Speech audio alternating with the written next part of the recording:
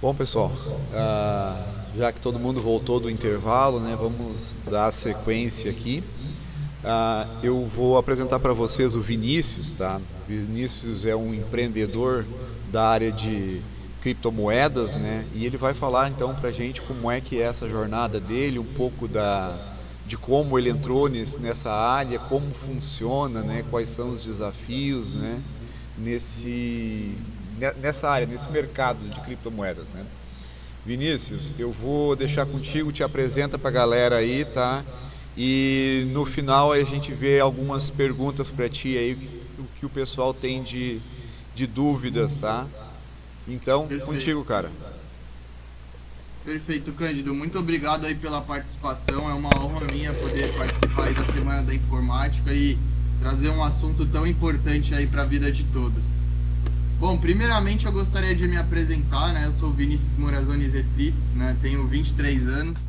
Mesmo eu sendo bem jovem aí, eu já empreendo desde os meus 14 anos de idade, né? Desde a época da escola, eu sempre busquei tá sempre nesse movimento, né? Gerar valor, vender as coisas, enfim, eu sempre fui muito dessa ótica, né? Eu acho que é muito importante, tem até um ditado, né? As pessoas já nascem empreendedor, e eu acho que eu nasci já com isso dentro de mim, porque desde pequeno eu gostava muito dessa didática, né? E assim, lá em 2018 foi quando eu comecei realmente a investir em cripto, né? Eu não, devido à idade também, eu não podia antes investir no mercado de ações, mas eu já vinha com uma boa base, né? De analisar investimentos, tanto a técnica quanto fundamentalista. Então isso me deu uma bagagem muito, muito importante para quando eu chegasse no mercado de cripto com 18 anos, lá em 2018, eu pudesse já ter um impacto muito maior, já entender mais ou menos como que as coisas funcionavam, né? Essa questão dos ciclos de mercado, né? Essa questão da macroeconomia, tudo isso foi muito importante, né? E 3 anos depois eu atingi minha liberdade financeira, lá com os meus 21 anos, né? Então, isso foi um momento bem impactante para mim, porque foi a primeira vez onde eu percebi que assim o dinheiro ele não era basicamente nada, né? Ele sempre foi uma ferramenta para você chegar em outras coisas, em produzir mais, enfim, né? Então, eu acho que é importante eu primeiro explicar quem sou eu para daí eu começar a explicar, né? Então, a pauta dessa reunião aqui eu tentei trazer meio que um roadmap assim de como surgiu, né, o Web3, né? Então, inicialmente teve a Web 1, Web 2 e Web 3, né? Eu vou explicar um pouco do que é cada coisa. E nessa imagem aqui dá para eu demonstrar um pouco do que foi essa evolução, né? Então, lá na Web 1, o que foi surgido basicamente é o HTML básico, né? Eu não sou muito especialista na área, então vou introduzir mais o assunto, né? Então, o e-mail, né? Então, a partir daí, começou a surgir, caminhar para o caminho que seria o Web 2, né? Que é a interação, né? Você ter as informações muito mais fáceis, né? E já na Web 3 é a descentralização, né? Você pega todas aquelas empresas centralizadas, como YouTube, como Google, e você dá acesso a pessoa poder decidir, como, por exemplo, será que eu devo aceitar aparecer anúncios no meu navegador para você receber royalties? Ou, não, prefiro não receber anúncio, mas também não vou receber nada por isso, né? Então, esse é o poder da descentralização, né? Só um exemplo básico aí para a gente introduzir aí. E depois que eu introduzir sobre a Web3, eu vou explicar aí um pouco mais sobre as criptos, que é o objetivo final. Mas eu acho que é importante eu ter essa linha de raciocínio, beleza? Então, assim, pessoal, a Web 1, né, o que era basicamente, né? A pessoa ela era o webmaster, né? Então, o produtor de conteúdo, ele passava para a internet e as pessoas conseguiam ver. Basicamente era isso. Não tinha qualquer tipo de interação, as pessoas não conseguiam, por exemplo, participar de um fórum, por exemplo. Não existia essa possibilidade, né? E com isso, a internet foi evoluindo, né? Foi um momento bem bacana. Eu, infelizmente, não pude estar vivenciando aí esse movimento, né? Mas assim, resumidamente, a Web 1 foi compartilhamento de informação, né? Isso já utilizando a internet, porque antes era muito mais voltado para pessoas restritas, né? Dentro de faculdades. No Brasil ainda nem era muito presente a internet, para falar a verdade, né? o pouco que eu estudei assim sobre a Web 1, basicamente o que eu entendi foi que era bem o início, similar ao que a gente está passando hoje com as criptos, né? Então, fazendo um paralelo aí, a Web 1 surgiu poucos anos depois da internet, mesma coisa o Bitcoin, né? Ele surgiu poucos anos e a gente já está aqui, né? 14 anos depois da criação é o que a gente está vivenciando hoje, né? Então, foi lá na Web 1 que surgiu o www, por exemplo, né? World Wide Web, né? Então, isso facilitou bastante o meio das pessoas se localizarem dentro de sites, enfim, né? Porque antes acabava sendo um pouco mais complicado. Fazendo uma dinâmica aqui bem legal, pessoal, antes a internet era discada, né, nessa época da Web 1, então a velocidade era absurdamente baixa, né? Eu peguei um dado aqui que na época era 28,8 kilobytes por segundo, em média, né? Então, só te interrompendo, eu sou do Opa, tempo de 9600, cara. Bacana, então você vivenciou aí a internet discada na prática, realmente, né? Sim, na pele. Legal, legal. Um dado aqui, né, pessoal, hoje a maior parte das internets são 50 megas para mais, né? Então, se a gente comparar a internet que era discada anteriormente, a gente pode falar que ela é mais de 3.400 vezes superior, né, a uma internet de 100 mega hoje, que razoavelmente é uma internet normal aí, né? Internet de domicílio, vamos dizer assim. Então, olha a diferença aí, né? Pô, será que anteriormente a gente daria conta de tudo isso de informação, de notícias, né? De imagens, enfim, né? Tudo isso iria sobrecarregar a rede e não iria ter capacidade para suportar tudo isso de informação, né? Então, basicamente iria ficar todo mundo lá vários minutos para carregar uma página, por exemplo, né? Então torna totalmente inviável aí, né? Então, dentro da evolução do termo web, teve a necessidade de evoluir a internet de maneira geral, né? Então uma coisa liberou para que pudesse evoluir em outros sentidos. Eu acho que é importante trazer essa questão, né? Então aqui um marco, né? Basicamente aqui o Pizza Hut, né? O lançamento deles aí, primeiro site, né? Então, isso na época era o ápice, né? Tipo, parando para pensar assim, lá em 95, por exemplo, isso era o que mais tinha de moderno, né? Pra gente parar para ver, comparar com termos de hoje, assim, é uma mudança absurda, né? A gente, pô, não tem nem o que falar. Compara um site hoje profissional com esse daí, né? Então, realmente teve essa mudança, né?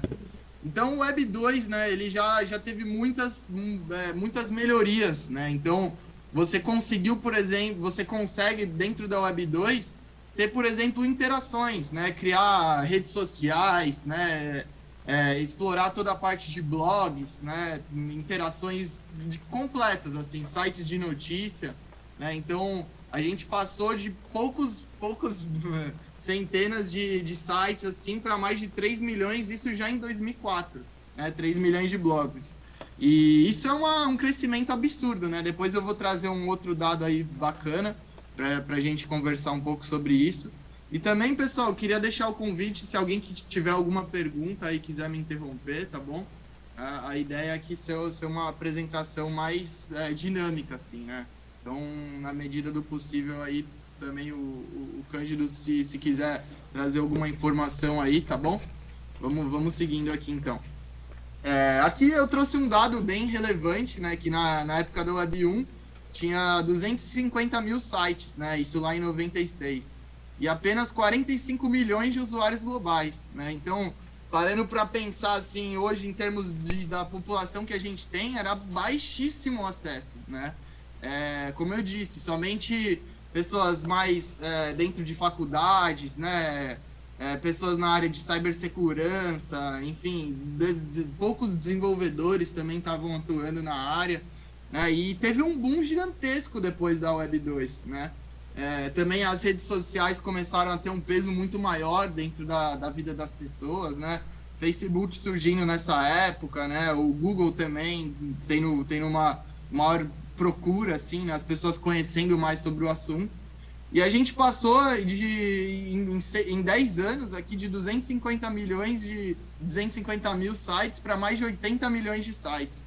né? E isso daí mostra o poder que realmente a internet se deu dentro de 10 anos, né? Que razoavelmente é pouco período histórico, né? Então eu acho que isso houve um boom absurdo, né? E também olhando para o número de usuários, né? De 45 milhões apenas para mais de 1 bilhão de usuários globais, né? Então acho que foi nesse período de transição aí que a gente teve um maior crescimento proporcional, assim, em porcentagem de usuários de internet, né? Hoje já é normal, assim, a maior parte das pessoas utilizam a internet diariamente, só que naquela época não era tão normal, né? Então houve realmente essa transição e isso ficou evidente sobre esses dados aqui que eu trouxe. Um ponto importante aí, né, Vinícius?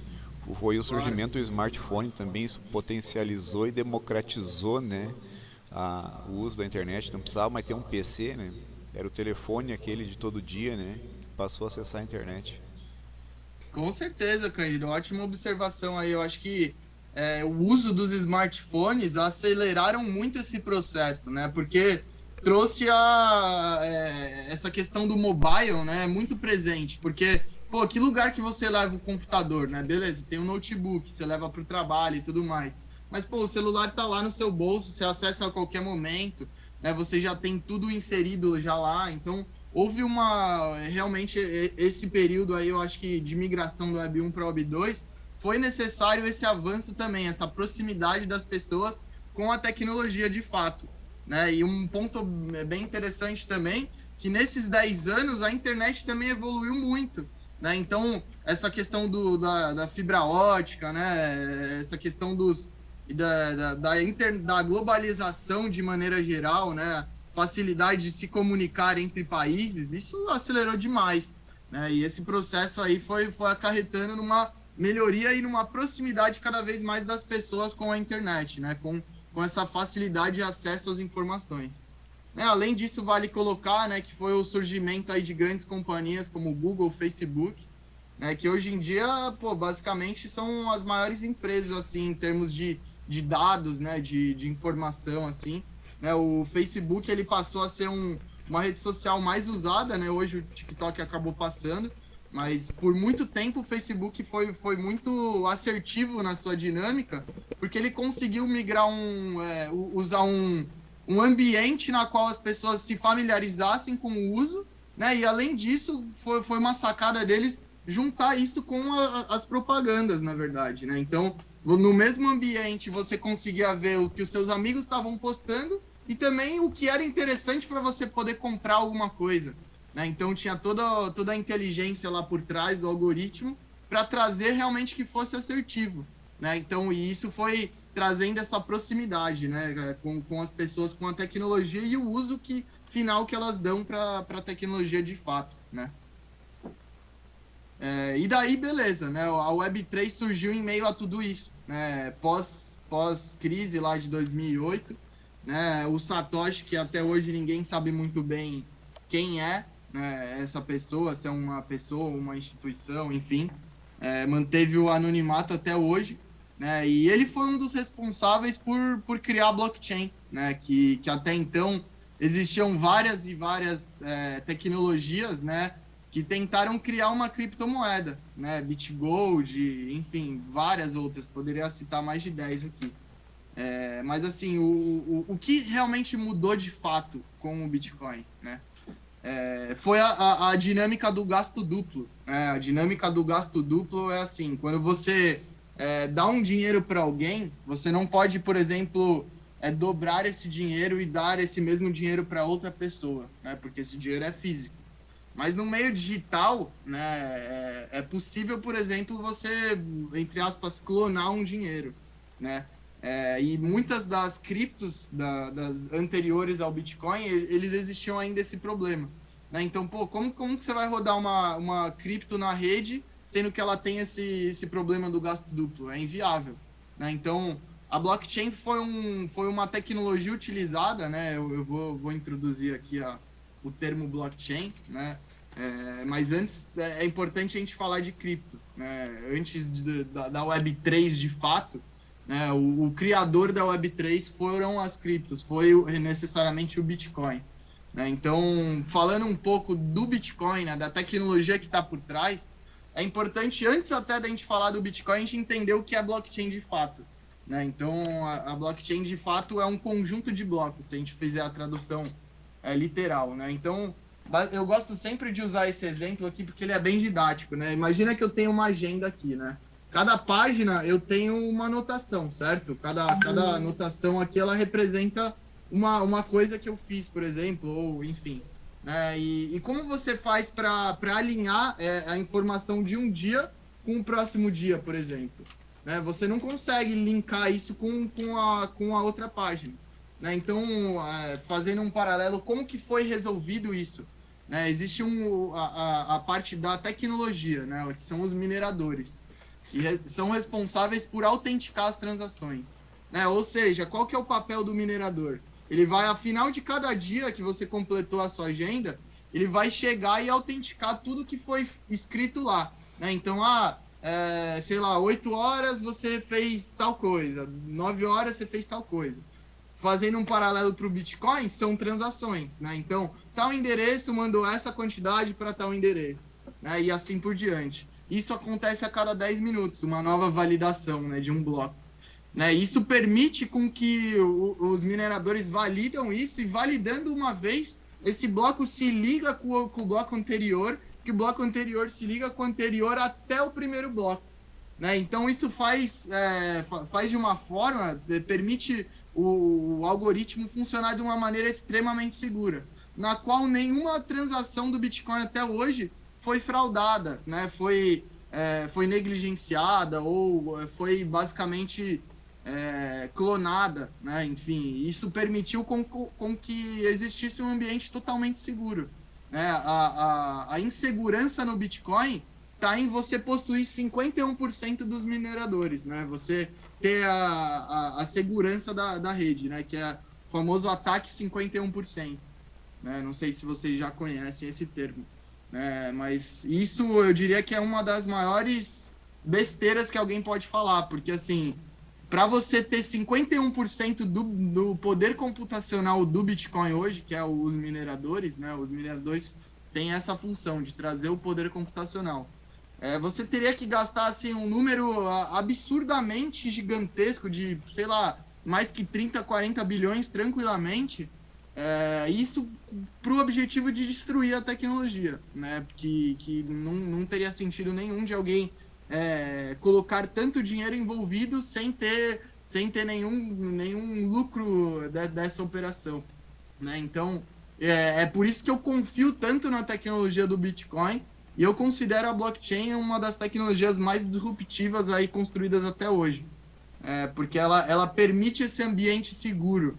Né? E assim, não é só usado dentro da blockchain. Depois eu vou trazer vários exemplos assim dentro da indústria, enfim. Eu acho que é bem bacana eu contextualizar vários usos que a blockchain possui, né? Porque esse foi um dos pontos principais que me chamaram a atenção aí ao decorrer de todos esses 5 anos que eu já estou dentro do mercado. Né? E hoje, assim, até trazendo um dado bem interessante, né? Hoje a gente já está em mais de 1,2 trilhões de dólares, né? Isso é uma informação de abril. Mas mesmo assim a gente ainda está com mais de 1 trilhão de dólares no mercado. Isso é bem significativo, né? Mostra o tamanho que o mercado já se tornou. Né? Hoje, mais de 98% dos brasileiros, pelo menos, já ouviram falar do Bitcoin. E isso é muito forte, porque assim, se a gente parar para ver, no começo da Bolsa de Valores, pouquíssimas pessoas já haviam falar, né?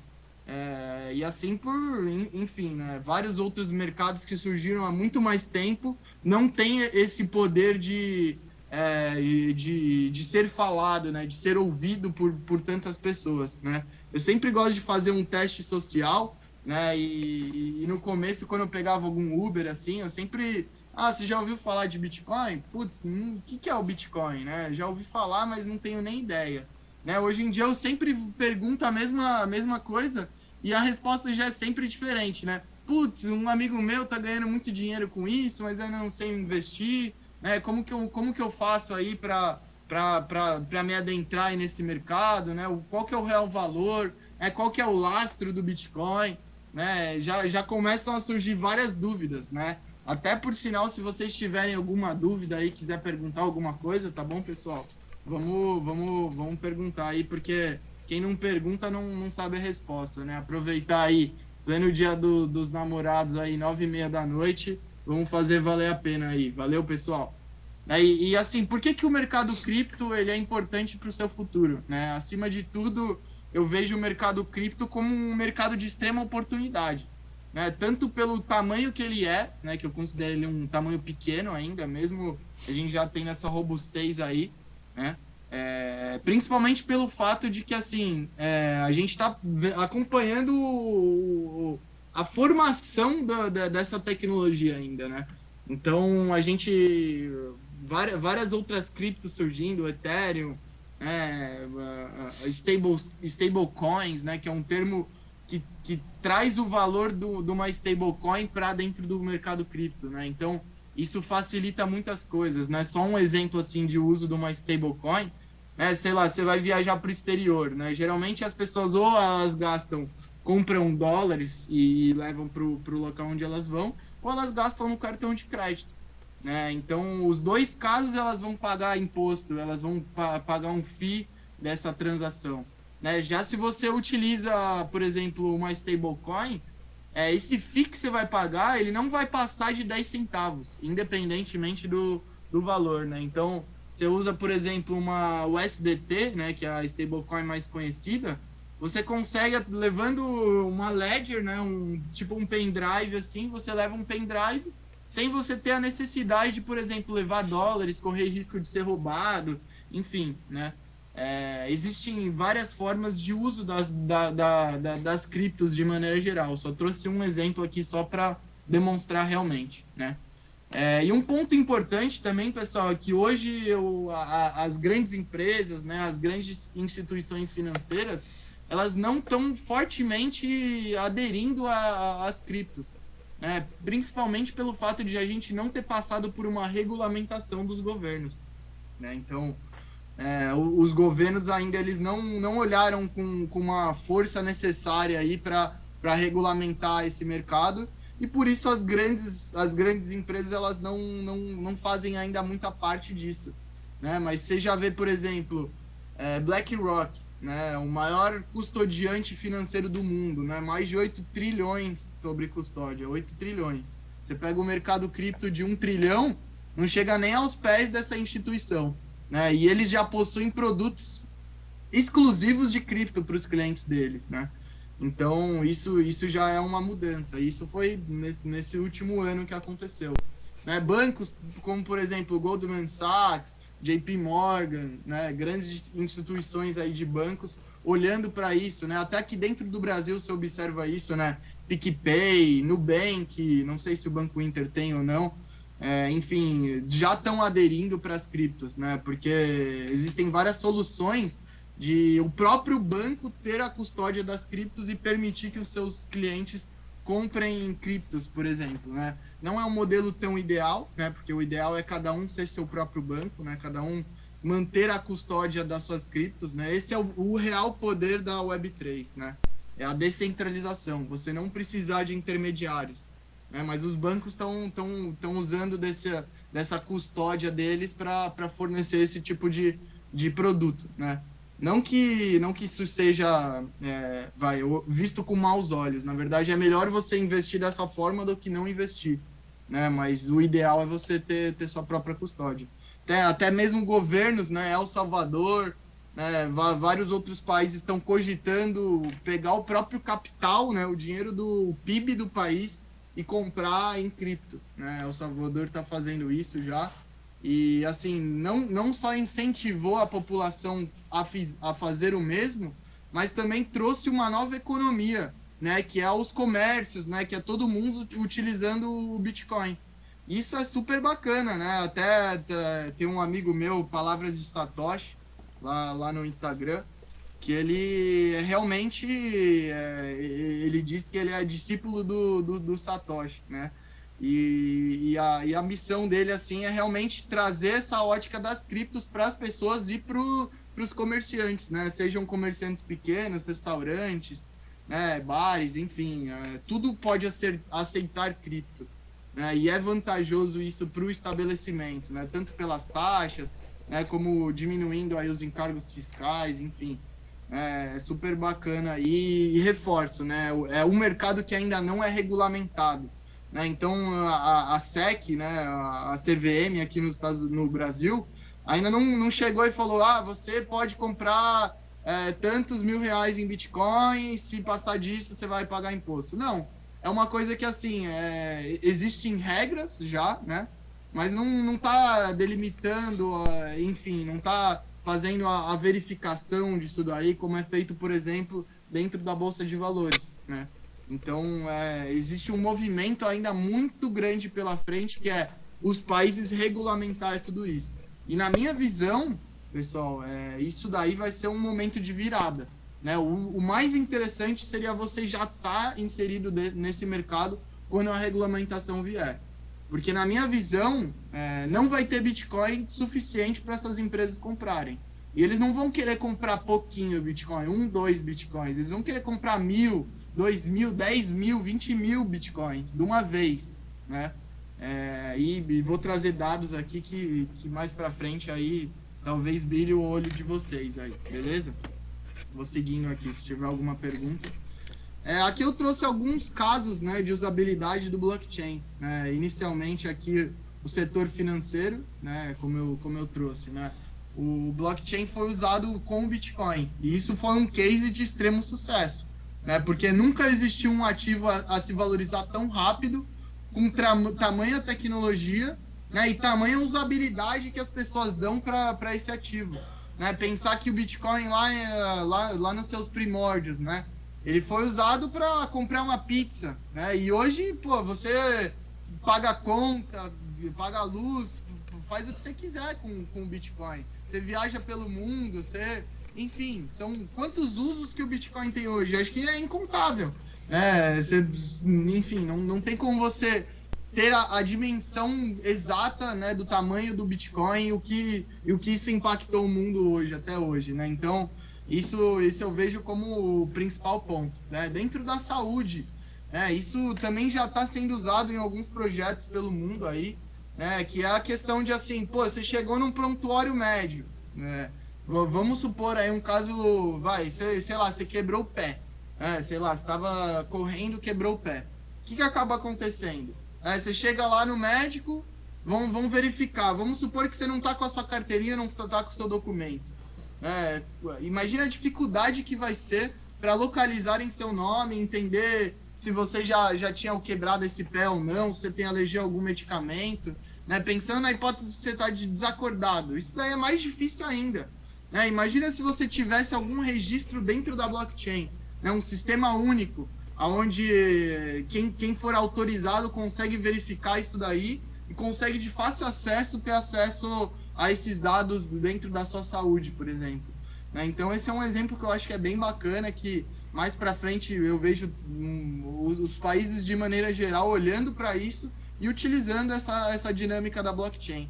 Né? Porque é uma forma segura de você guardar dados, né? E, de certa forma, de qualquer pessoa autorizada a auditar isso daí. Então, qualquer médico, qualquer enfermeiro conseguiria ter acesso a essa base de dados. Né? E com isso ele conseguiria ter uma assertividade, uma rapidez no diagnóstico, né, muito mais preciso. Né? Então esse é um ponto bem bacana. Né? Olhando para a parte de logística, né, a rastreabilidade de containers, isso até hoje ainda é um problema. Né? Existem containers que são extraviados, que não sabem muito bem a procedência. Né? Então existem erros, né, que poderiam facilmente ser localizados com um hash. Cada container tem um hash específico, né? Hash é uma informação, um código, né? E esse código ele leva para a blockchain, por exemplo, desse container. E daí você vai conseguir ver dentro da blockchain qual foi o último porto que passou, o que acabou acontecendo, qual a previsão de chegada, né? E isso é complicado hoje em dia, né? Essas informações acabam muitas vezes sendo perdidas e essa informação é custoso, né? Então isso acelera bastante esse processo, né? Dentro do setor imobiliário, né? Já é muito presente até dentro do Brasil a tokenização de imóveis, né? Isso começou em 2021, falando aí de 2 anos, né? Mas várias empresas já estão nesse setor, algumas empresas delas com mais de 20 imóveis tokenizados, né? Então isso torna o imóvel um token. E dessa forma você tem a possibilidade de fracionar o imóvel e dividir esse imóvel entre os detentores, os royalties no caso, né? Você divide os royalties entre os detentores dos tokens. Então isso é uma forma de trazer acesso a pessoas que não têm, às vezes, o valor total de imóvel, do imóvel, mas também permite o pequeno investidor, né, o cara que é pouco cotista, já receber royalties sobre esse imóvel. Né? Então é um modelo bem bacana aí de você até mesmo começar a imobilizar seu capital, né, e ter essa noção de, pô, ter pelo menos alguma fração de imóvel, né? Votação eletrônica, aqui é uma questão bem complicada, né? Porque algumas pessoas consideram o sistema de urna eletrônica um modelo bem legal, até países como os Estados Unidos gostam desse modelo do Brasil, mas existe um grande problema, né, pessoal? Você consegue auditar realmente se seu voto foi para aquele candidato ou para o outro candidato? Né? Então é complicado dizer, né? Porque você não tem essa autenticação. Já se o voto eletrônico ele fosse utilizando a blockchain, você conseguiria autenticar que você votou em tal pessoa e que esse voto foi computado, né? Então eu vejo que o uso da blockchain também pode ser olhando para essa ótica de votação. Né, aqui eu gosto de usar um exemplo bem bacana, né, que é lá dentro do Walmart, nos Estados Unidos, eles já estão fazendo testes, né, para as hortaliças deles, né, eu trago alface aqui, né, então é bem bacana, porque assim, pô, imagina, você chega lá no mercado, vou comprar alface, aí você olha lá um QR Code, né, pô, vamos ver o que é esse QR Code, aí você abre o QR Code, blockchain, né, beleza, vamos supor que você não saiba o que é. Você vai olhar lá, vai estar lá, dia tal, semente germinada, dia tal, foi plantada em tal fazenda, dia tal foi colhida, dia tal o caminhão pegou e levou para o mercado e dia tal chegou no mercado. Né? Então, imagine que bacana, né, que é você ter esse supply chain, todos os alimentos, sei lá, de hortaliças, legumes, né, o quanto isso é disruptivo. Porque hoje você não sabe muito bem, beleza, tem a data de validade, né? Mas, pô, será que não valeria mais a pena você saber de onde que veio isso? Até um pouco da história daquele alface, você entender. Eu acho isso uma dinâmica sensacional, assim, né? Porque permite você ter acesso a informações que você não teria, por exemplo. Né? Então, o consumidor, ele preza bastante eu pelo menos prezo bastante pelo que eu estou me alimentando. Né? Então, ter esse tipo de rastreabilidade, pô, é fenomenal, assim. Eu acho que é uma coisa muito importante aí para a gente evoluir em diversos setores, né? Falando agora um pouco da gestão de direitos autorais, é uma forma de você comprovar e autenticar que você é o criador daquilo. Né? Então, dentro do próprio blockchain, você pode chegar e adicionar imagens, né? Adicionar textos. Né? Então, até um conhecido meu lá, o Fernando Urich, né? Referência aí no mercado cripto aí, que por sinal já faz parte desde 2013, né? Uma pessoa aí desde os primórdios aí. Quando ele teve uma filhinha, ele colocou a certidão de nascimento na blockchain. Né? O que isso significa? Que se o cartório pegar fogo, já era, entendeu? Todas as crianças que estão lá com a certidão de nascimento, inclusive a filha dele, perdeu, já era. Né? Vamos supor que ele não tem nenhuma cópia. Né? Já se tiver na blockchain, pode acontecer o que for com o cartório, você pode perder o original, pode acontecer o que for, tá lá na blockchain, você pode chegar, foi tal dia, tal transação. Você busca lá, vai estar lá a certidão de nascimento bonitinha, né? É uma forma de nuvem, vamos dizer assim. O blockchain também pode ser usado para esse sentido. Ou mesmo para a pessoa que faz uma música, né? Para a pessoa que, enfim, ela, sei lá, fez um protótipo de algum produto. Ela pode colocar isso na blockchain e vai ficar lá para sempre. Né? E isso que é fenomenal. Dentro da educação, né? Verificar e autenticar certificados, diplomas educacionais. Recentemente, pessoal, teve até uma situação bem bacana de eu comentar, né, que entra muito sobre essa questão. Uma pessoa se dizia ser a outra pessoa pelo fato de ela não ser formada em medicina, né, e acabou que, assim, na verdade, a pessoa ela dava consulta, ela prestava,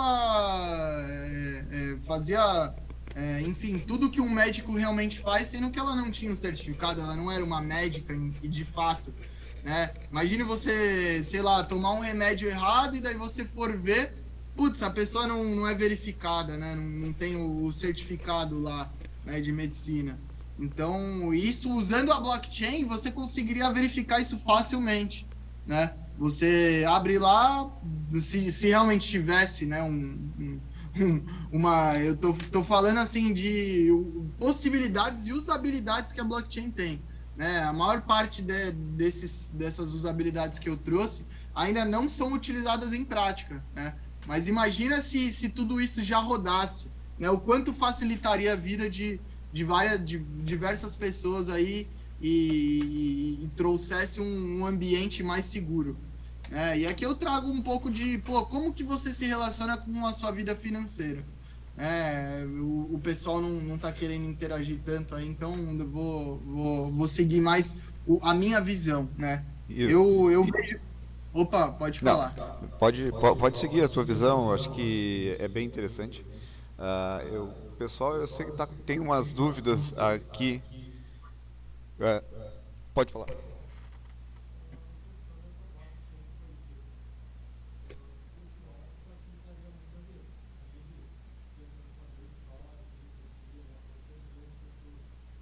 Opa, eu não tô escutando. Eu tô. Ele tá me. Eu te transmito. Tá ok, beleza.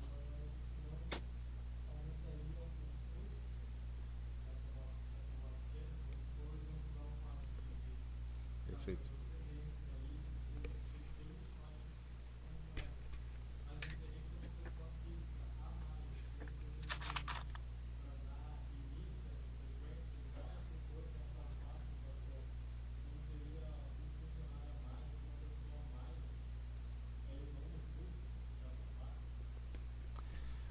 Assim, Vinícius, a preocupação do colega é o seguinte: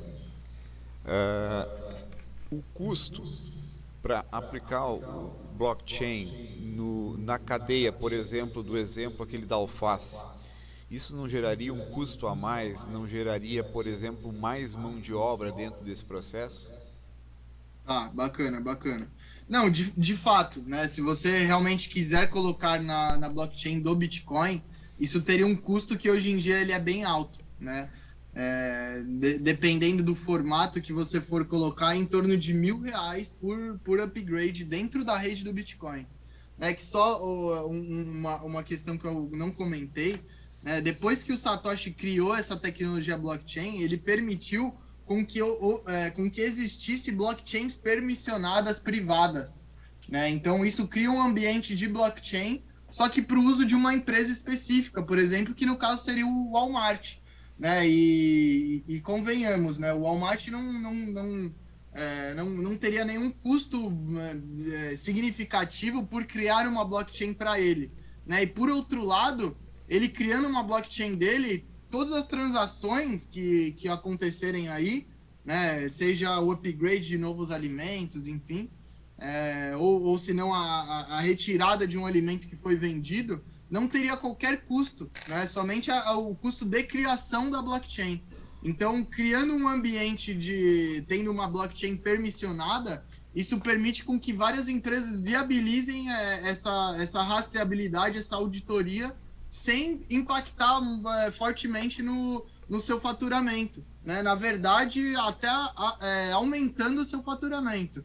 Porque eu diria que, assim, mesmo que fosse gasto, sei lá, R$ 10.000 para fazer uma blockchain, isso não impactaria nada, e o número de vendas que teria sobre esses alimentos, com certeza pagariam esse custo que seria criado pela essa blockchain.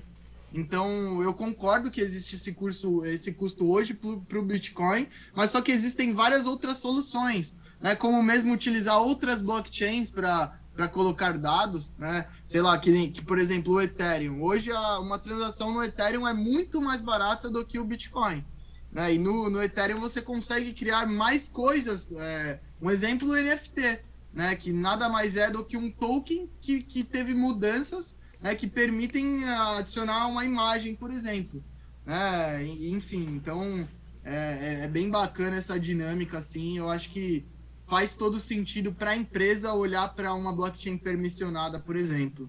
Né? Principalmente se ela é do ramo de logística, alimentício, né? Todos esses setores aqui anteriores, eu acho que faz bastante sentido a empresa olhar para uma blockchain, né? Pelo menos para se atualizar sobre esse movimento que já está acontecendo, né?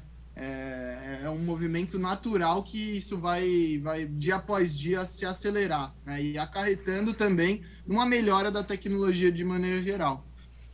Agora também se tiver outra pergunta, vai mandando aí, tá bom? Pode me... Eu vou complementar, né, que hoje qualquer um pode criar sua própria cripto, né?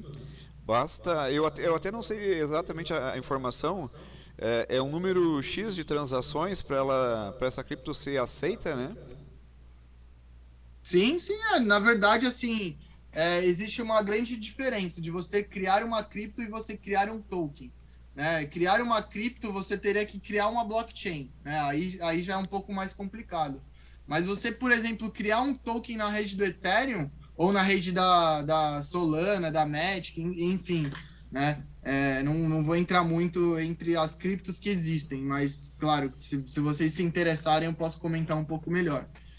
Mas de maneira geral, criar um token hoje, custa menos de $20, entendeu? Então você pode criar uma nova meme coin aí que tá na moda, né? Falar, sei lá, o Vinicoin. e eu posso criar aí um token facilmente e vender isso para outras pessoas, ter sua própria economia, né? Girando pelo interesse das pessoas, né? Por algum produto que você necessite ter a cripto para utilizar, né? Enfim, você pode criar realmente uma usabilidade para esse token, né? É aí que está a grande sacada. Como o caso das cotas de imóveis, né? Eu acho que é esse o processo, né? Exato. Essa questão dos imóveis é bem bacana, porque eu até estou estudando agora para eu fazer uma parceria com uma corretora, com uma construtora. E assim, o processo é bem bacana, porque você pega um proprietário de um imóvel, né? E daí você tendo esse proprietário, ele faz tipo uma equivalência, né? Uma permuta onde ele troca, né, a posse desse imóvel pelos tokens. E a partir daí ele pode revender esses tokens, né? E os proprietários dos tokens vão receber um royalty disso daí. Tem outros usos também dessa questão imobiliária, né? Como, por exemplo, você compra um token que te dá acesso a 15 dias de um hotel, por exemplo. Né? Então, enfim, tem outros usos também. Né? Pensando na hipótese de que você é o proprietário e você, sei lá, é tipo similar ao que acontece nos Estados Unidos, né? Que você é dono, você já quitou o imóvel, mas sei lá, você precisa de dinheiro. Então você vai, como se fosse vender para o banco uma participação. Mas só que ao invés de vender para o banco, você vende para outras pessoas. Né? E daí você vai pagar aluguel para essas pessoas porque elas te deram o equivalente da participação do imóvel que você vendeu. Então isso é muito louco assim, mas isso já funciona, tá, pessoal? Isso já é realidade, inclusive aqui no Brasil. Então é bem bacana esse movimento, né? E assim, parando para pensar agora sobre a sua situação financeira, né? Eu coloquei aqui todos os setores da vida, né? Familiar, físico, profissional, financeiro, social, mental e espiritual. Independente do que você foca mais, enfim, mas eu vejo que todas as pessoas pelo menos seguem minimamente esses setores, né? Ou pelo menos deveriam olhar para esses setores. Mas o que foi interessante para mim na minha jornada? Eu foquei basicamente no setor financeiro, né? No começo, lá em 2018, eu me dedicava muito, estudava muito, até o momento onde eu consegui usufruir disso daí. Né? Então eu foquei muito no setor financeiro e deixei os outros setores de lado. Agora eu tô compensando aí os outros setores. Mas eu acho que o principal aqui, pessoal, é você conseguir ter uma estabilidade financeira.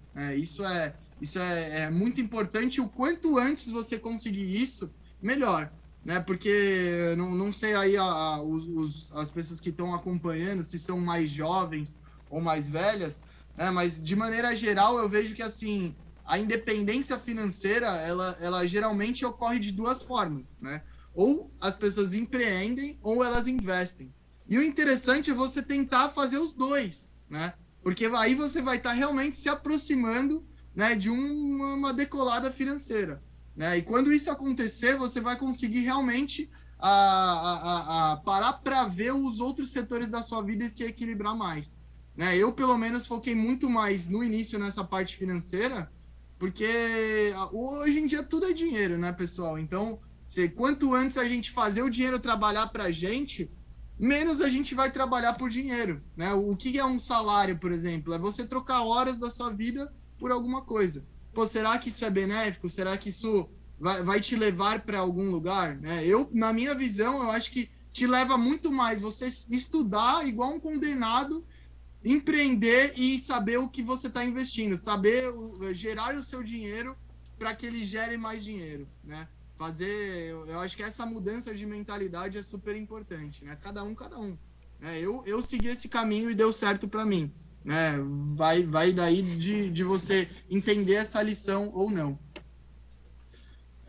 Beleza, pessoal. Eu acredito que aqui, ó, essa eu diria que é uma grande gema aí de você conseguir conquistar a sua liberdade financeira, né? Eu resumi em 5 etapas. Eu diria que com certeza você está em alguma dessas etapas. A primeira etapa, né? Você possui dívidas e você está avisando quitá-las, né? Ou seja, deixando de ter as dívidas. Isso é muito importante. Porque quem possui dívida, pessoal, possui juros. Muito difícil ter uma dívida que não possui juros. E o que é os juros? É o dinheiro trabalhando contra você, né? Ao invés de você receber juros, você está pagando. Então, pô, isso não é benéfico, né? Eu entendo que existem situações onde a pessoa está num endividamento tão grande que ela não consegue se ressarcir, né? Todo o dinheiro que ela vem, ela vai para a dívida. Mas existem formas, né, de você, pô, pegar um financiamento e quitar as dívidas, né? E esse financiamento vai te dar menos juros, né? Ou você buscar outras fontes de renda aí para quitá-las o quanto antes, né? E agora entrando para o segundo ponto, né? Que é a reserva de emergência. A maior parte dos brasileiros, eles estão entre a primeira e a segunda etapa. Basicamente assim, pessoal, é muito importante você ter uma reserva de emergência, né? Porque você tendo essa reserva, você vai conseguir ter segurança para investir de uma maneira muito mais assertiva, né? O ideal dos seus investimentos é você criá-los, não usá-los, entende? Então você cria a reserva de emergência para você usar, mas os investimentos é pensando no longo prazo, entendeu? Esse que é o bacana, né, pessoal?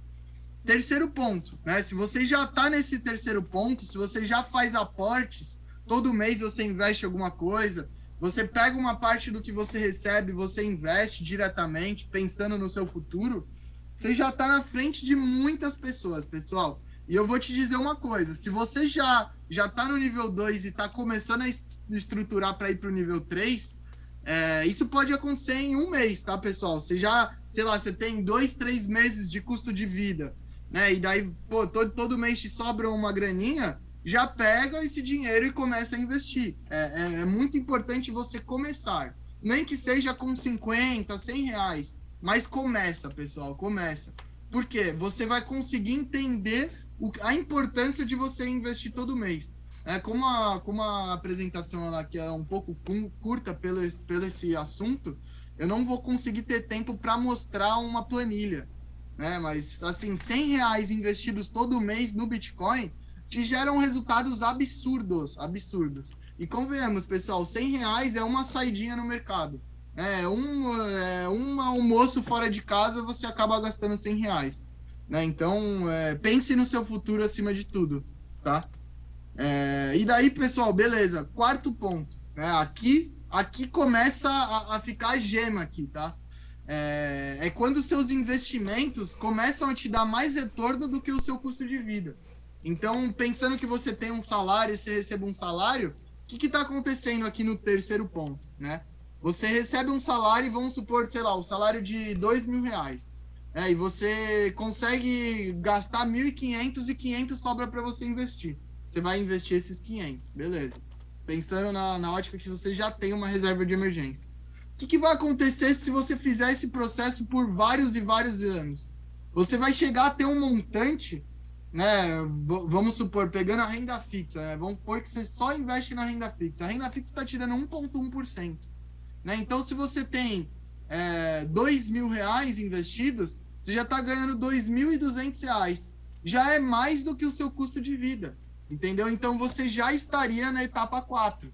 Né? E o que acontece para você chegar na liberdade financeira? É alguns anos, tá, pessoal? Não vai demorar muito tempo. Você estando já na etapa 4, onde você já recebe mais com seus investimentos, porque vai criar uma bola de neve, entende? Aqui no 4 você já formou a bola de neve. Agora você só vai aumentar elas, né? Não sei se vocês já viram realmente essa bola de neve, mas isso acontece na prática. Você pega uma bola e você joga ela assim no morro, ela vai se transformando num negócio gigantesco, né? E quando você parar para ver, o negócio virou tipo uma avalanche, assim, entendeu? E é o que dá para acontecer com o seu patrimônio, não nessa forma como eu falei, né? Mas assim, você pensando que você tem uma rentabilidade média aí de, 100% ao ano, que dá para você chegar nisso, é viável. A minha rentabilidade hoje, nos últimos 3 anos, é mais de 200% ao ano. Né? Então, com o mercado cripto, você consegue ter essa rentabilidade alta, com um risco baixo, né? Porque aqui eu estou falando de investidores, eu não estou falando de traders, né, de especulação.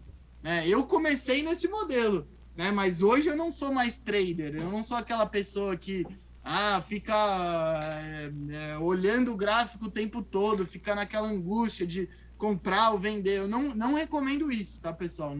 Não faça isso com a vida de vocês, porque a maior parte das vezes que acontece isso, você vai perder dinheiro.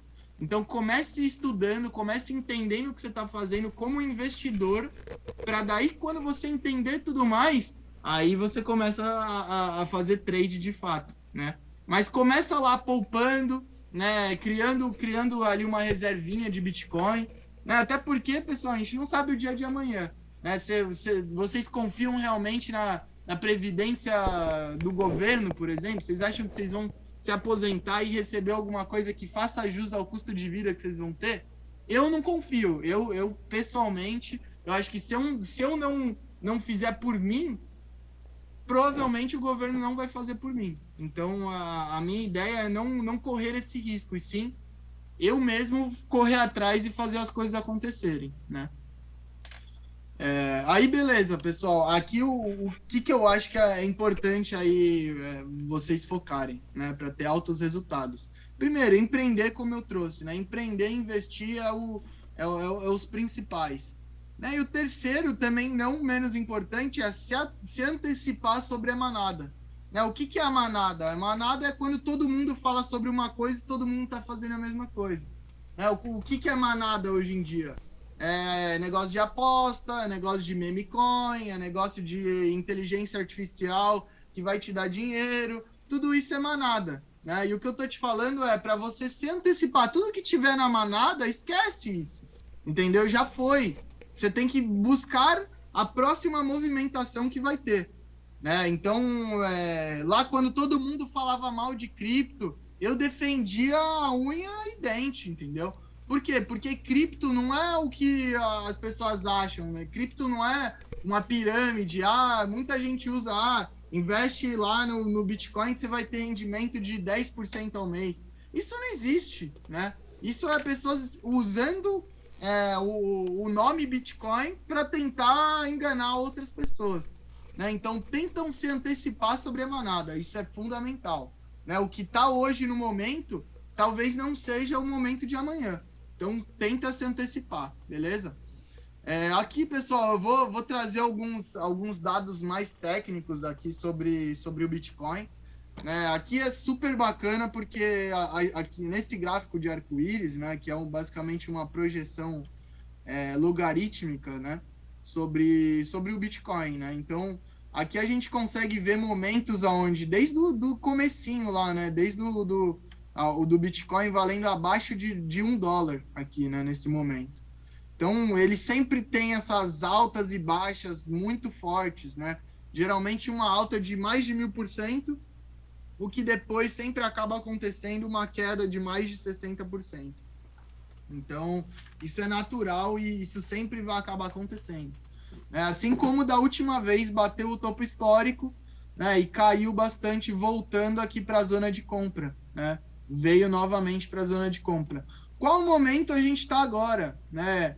A gente está basicamente aqui, ó, indo para a linha verde, né? Indo de basic a fire sale, né? Tipo, quase uma compra e para acumulação, né? Então, a gente está num momento aqui bem bacana de fazer aportes, né? De pensar para o próximo prazo. Até pensando que aqui, pessoal, ó, estamos se aproximando aí do halving, né? Para quem não sabe, o próximo halving, né? Eu até vou falar um pouco do halving aqui. O halving, pessoal, é um acontecimento do Bitcoin que diminui a sua oferta pela metade, né? Então, lá no comecinho do Bitcoin, nos primeiros 4 anos de história, metade dos Bitcoins já foram emitidos, tá? Depois, mais 25%. Então, só nesse período aqui, 75% do Bitcoin já foi emitido, né?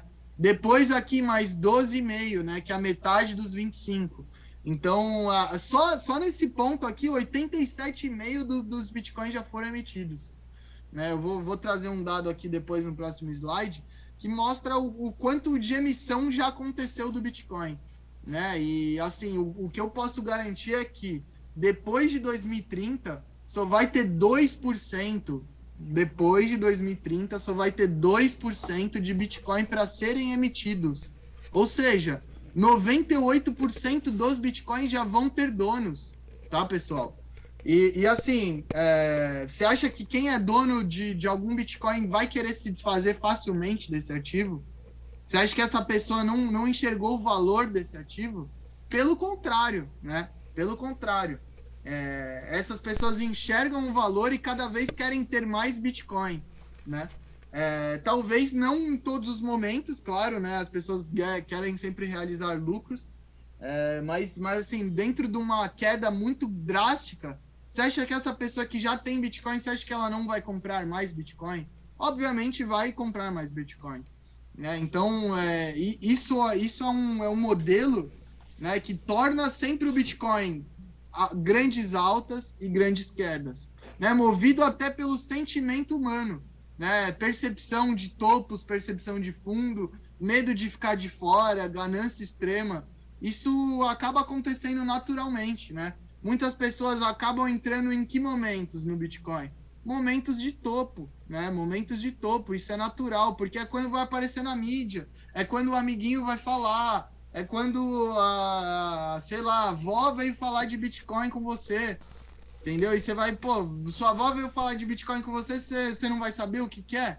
Você não vai ir atrás para saber? Claro que vai. E você indo atrás, talvez você vá lá e queira comprar, né? E o momento de comprar é o momento que a gente está agora, tá, pessoal?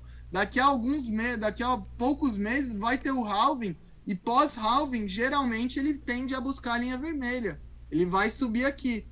O que se acontecer aqui em torno de 2025 vai levar o Bitcoin na faixa de 150 a 200 mil dólares, tá? Hoje a gente está em menos de 150 mil reais. Então, se a gente levar para 200 mil dólares, o Bitcoin vai estar mais de 1 milhão. Então, essa projeção aí é de uma valorização de mais de 8 vezes, tá? Ninguém sabe o que vai acontecer. Isso que é o mais legal. Ninguém sabe o que vai acontecer com o Bitcoin. Todo mundo sabe o quê? Que o Bitcoin se valoriza no longo prazo, né? Porque isso é estatístico, né? A outra apresentação bem bacana eu esqueci o nome dele, enfim, bem bacana que ele trouxe exatamente essa questão de que, pô, estatística é estatística, né?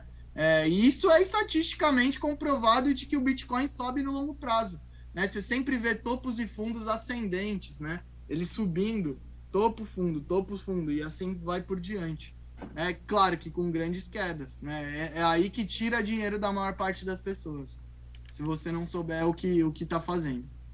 Né? Então, aqui, ó, pessoal, hoje já são mais de 19 milhões e 400 mil Bitcoins em circulação.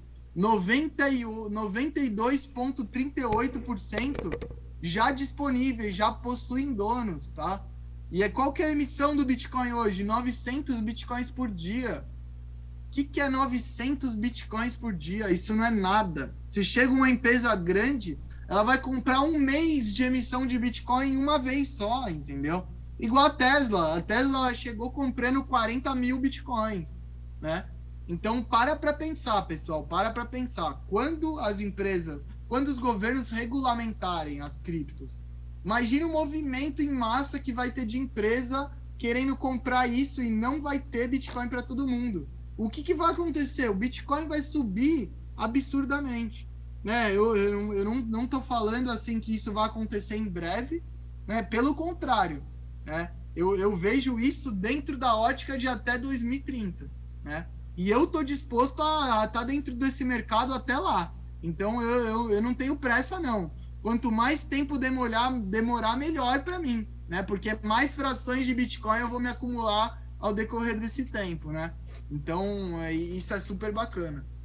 Lembra que eu falei, pessoal, que lá no começo o halving, ele emitia 50 Bitcoins a cada 10 minutos e foi emitido a metade dos Bitcoins nos primeiros 4 anos?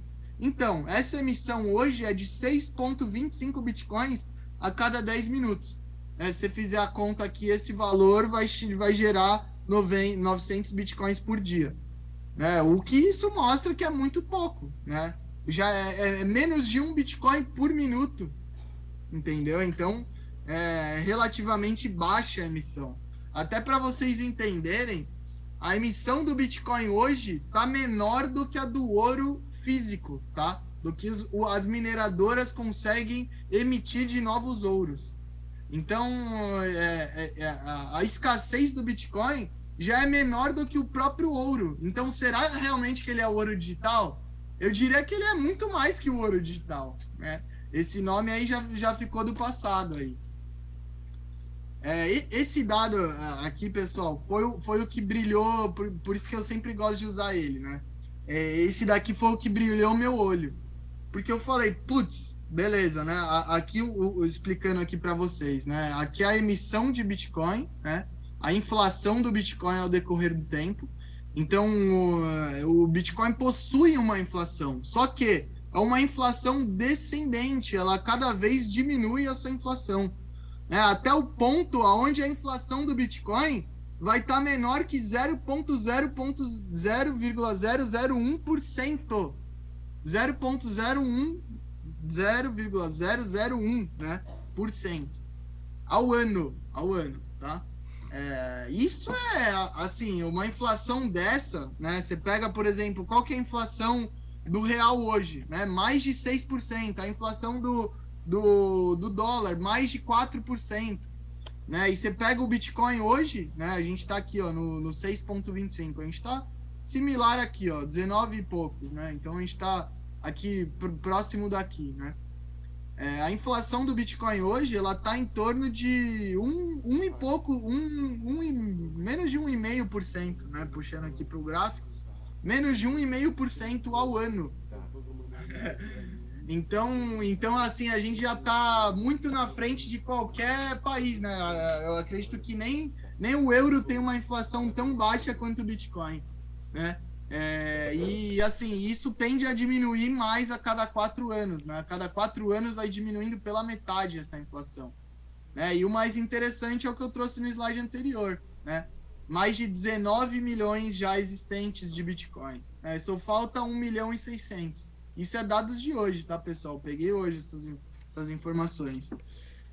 E aqui é o que eu trouxe, né? Até 2140, 2140 vai ser onde o último Bitcoin vai ser emitido, né? E assim, o que é muito interessante, né?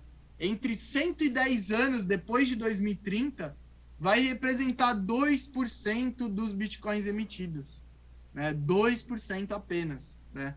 Então, é realmente, assim, uma coisa absurda, né? Se você parar para ver esses números, assim, eu fiquei arrepiado quando eu vi, e foi esse gráfico específico que mudou a minha vida. Porque foi quando eu enxerguei o valor nas criptos através desse dado, né? Então, até se alguém tiver alguma pergunta aqui sobre alguma coisa que eu falei, quiser perguntar aí, tá? Mas assim, pessoal, grava essa imagem aqui, né? Lembra de mim daqui a alguns anos, com certeza você vai lembrar de mim se essa apresentação tiver sido positiva aí para você, né?